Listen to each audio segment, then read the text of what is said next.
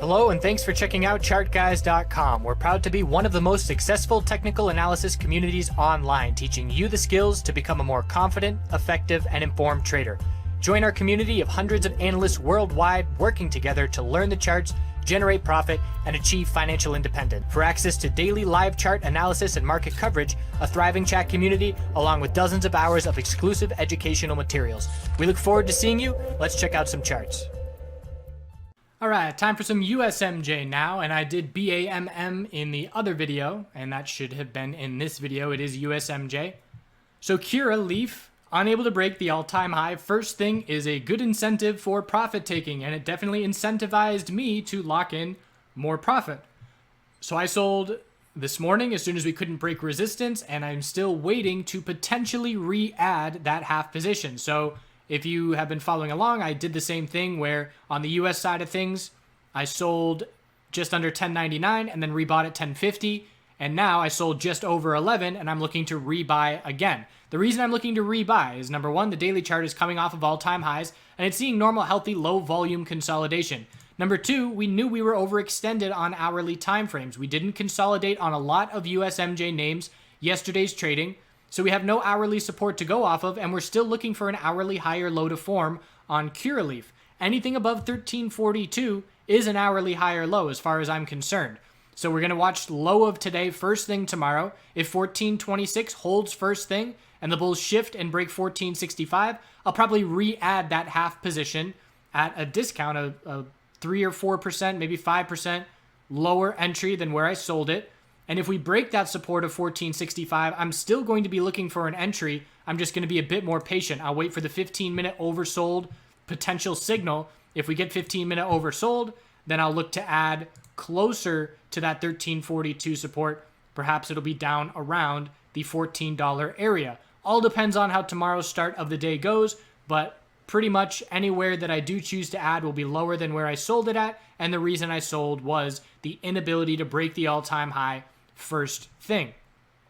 IAN on the daily chart, tightening range forming here. It's not a whole lot of clarity on the daily, so we always want to zoom in and get more clarity. And we're looking at the high, low of the pullback, lower high is 715, and 691 is now trying to be our higher low. Not really convincing. If the bulls can break $7 first thing tomorrow, then we'll say our higher low is 691, and we'll have this tightening range to be watching. But if we can't break $7, it's all about 691 and 672. So on the Canadian side of things, I said in the video, we pretty much have two key supports for support and resistance, two key levels on support and resistance to be watching short term. And a lot of these USMJ names are the same way. So 691 and 672 are the key supports. 715 and 722 are the key resistances. We're 9 cents above support, 15 cents below resistance. So the bears have a slight favor unless, again, the bulls break $7 first thing tomorrow morning. OH is also seeing similar lack of clarity on that daily time frame. So we zoom into the hourly, and it's a tightening range. We did get a bull break of 1233. Not a whole lot of follow through. What I'm most concerned with at this point is the hourly higher low pattern. 1175, higher low at 1194. If we can hold 1194, the hourly uptrend remains intact. If we lose the hourly uptrend, we zoom out to the daily, and we look for the daily chart to need to form a higher low compared to 1077. And we still haven't started consolidating. Yesterday was an inside bar, and today we've consolidated sideways, but we haven't pulled back to form that higher low. So a bull break today of the inside bar, but a lack of follow through, likely in my opinion due to correlations with other names in the sector like CGC. CL, a much weaker close. So CL closed at the low of the day, and just comparing to OH, I guess it's not a huge difference, but OH definitely held on better. And CL even broke the low of yesterday's trading. That would be like OH breaking 1185. So as we approach the June potential vote to get this deal going through between OH and CL, we are going to be watching the arbitrage opportunity like we had on MPX and IAN with the potential of buying OH shares and getting it converted to CL shares and getting a better deal. And earlier today, that discount was at about 13%. So we're going to see if that discount continues to shrink as we get closer and closer towards June.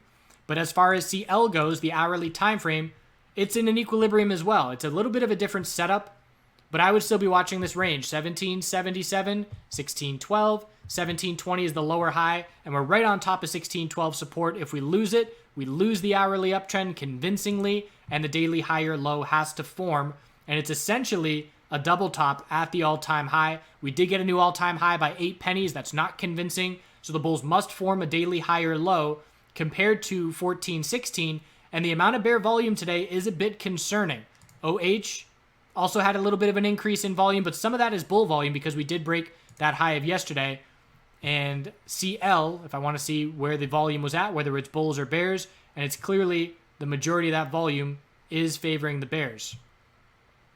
So still anticipating a daily higher low is going to form, absolutely, but the more we pull back from here, the harder it's going to be to see a new all-time high. And if we pull back down towards the mid to lower $15 range, we're going to be looking at a daily equilibrium as the most likely setup, as opposed to a daily higher low and higher high. So the sooner the bulls can put a stop to consolidation, the more favorable it will be because we'll be closer towards the resistance levels. GTII absolutely standing out with the close at the high of the day. And look at the hourly time frame here and how different it is. It's a very clear hourly uptrend. Resistance of 2155 and 2175 are the two resistances to be watching. And the most important support for me is 2115, a double bottom. And again, just to compare, CL on the hourly, dump at the end of the day on high bear volume. OH on the hourly, pullback, not as much of a dump, not as much bear volume, but a significant pullback at the end of the day. GTII did not see that. So GTII holding on much better. If we lose the hourly uptrend, we need a daily higher low to form. But as of right now, the bulls still have their sights set on 2175 and 2202. TRUL, pretty much a daily inside bar 2 days in a row. Not exactly, but we're looking at tightening ranges. High, low of the pullback, lower high of 1998, higher low of 1915. And we're looking at key resistance 1998 and 2064 with the key supports of 1915 and 1908, tightening hourly range, holding on better than some names, but pretty much just sideways for 2 days now. CVSI. So close at the low of the day is not a good sign. So we didn't get the follow through that we wanted. I am still in a position pretty much break even at this point, perhaps down a penny or two. But what I'm looking at is the bulls pretty much have to show up tomorrow. And it's the 4-hour time frame where I'm looking for clarity. And I'm looking at a base of support where we've seen plenty of breaks below the support, but we pretty much are closing above it each time at 550. And I'm looking at a downtrend resistance line. And I don't usually draw many trend lines, but just visually this one is popping out to me.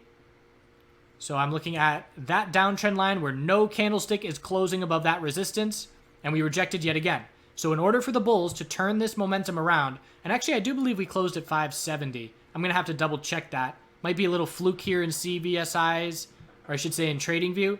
Either way, we have to see the 4-hour trend change. So the 4-hour move yesterday broke some resistances. Did we confirm the trend change? No, not yet. We have to hold 546 and break 584 to change the 4-hour trend and get follow through and break bullish out of this downtrend resistance line. If we do not see that, I am going to bail on this trade pretty quickly because we are looking for a healthy weekly higher low to form. But if we don't get any follow through from the bulls, then we're going to be heading right back down to 550 in my opinion. And it's going to continue to be a scenario where the bulls are holding support well, but they're not seeing offense to break resistance. So CVSI is definitely on the chopping block in terms of me looking to exit that position if this 4-hour time frame does not shape up for that trend change. ZYNE, that was beautiful follow through.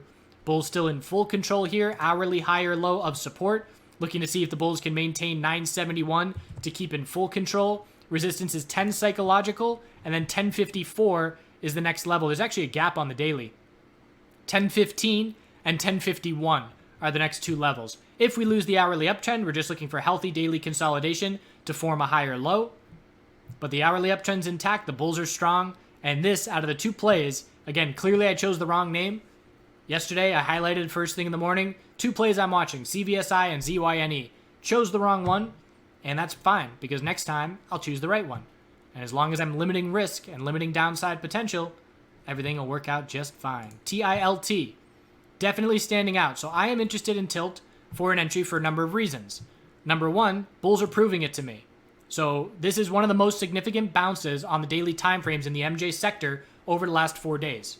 So that's notable. That doesn't mean I'm going to FOMO in and rush to buy at a bad time. That means I'm going to start stalking this trade for an entry that is in my favor. I'm looking for the monthly chart. So I want to start on the longer term time frames and zoom in. All-time low, all-time high. Monthly chart looks like a higher low has formed with a volume climax at the bottom of this pullback. Weekly time frame, anything under 320 is just a lower high. So if the bulls are unable to see a 12% move from where we already stand, and keeping in mind that where we stand over the last 3 days, we've already seen a 35% move. So after going 35% in 4 days, 3 days, if we can't see another 12%, we're going to form a lower high compared to that resistance level. Because of the size of this bounce, we will absolutely anticipate a daily higher low will come out of that when we do consolidate. And it will be that daily higher low that I look to scale into an entry on and then look for a daily trend change, because we have not changed the daily trend yet. We are still technically in a downtrend. So essentially, let's just draw it. What I'm looking for, ideal scenario for me, is an inability to break 320, a pullback on the daily and a higher low, ideally with a cup and handle pattern. That'd be nice. Brief consolidation, start scaling in, and then a trend change, breaking 320, 325 resistances, breaking the weekly lower high pattern, and seeing a clear shift in momentum on the longer term time frames. So that's what we're looking for to happen. And on the hourly time frame, the most important short-term support is 276. So when we lose the hourly uptrend, that's the indication that healthy daily consolidation is underway, which will be certainly normal after the 34% plus move that we've already seen. And that's when people that missed the initial bounce, playing other names like myself, will look to potentially scale in and enter a bullish position. C-Web. Bulls not doing anything, looking for a daily higher low. To change this daily trend, we have to hold 24.28, form a higher low, and then break 29.20 to change the daily trend. We have a tightening range here, same as everybody else. We did break to a lower low by 2 pennies, certainly not convincing. And I'm looking at resistance of 27.37 and then 28 even. So it's definitely weaker than a lot of individual names. And if we break 26.71, we're certainly looking for a daily higher low to form. No red flags on volume. So let's see if the bulls can form a higher low sometime in the next 2 days and then try and make their way back up to 29.20. And last, we'll wrap it up with ACRG. No follow through for the bulls on this bounce attempt. No hourly trend change. Just hourly lower highs and lower lows. 21.09 is the lowest price we've seen. We're right up against that level. We're close to a bear break. So the daily chart has to form a higher low compared to 1972. Very surprising amount of weakness at this point. So if we break 21.09, we're looking down at 1972. We will still anticipate a higher low to form compared to that level. Most important hourly resistance, anything under 22.65, is just a lower high on the hourly time frame. So that's where we stand for the USMJ sector. Sideways tightening ranges in the most cases. If they break bearish tomorrow, we're just looking for daily higher lows after the bull move from last week. And keep an eye on tilt. Volume and price action and percentage gains on the bounce. Definitely notable. And we'll see you tomorrow.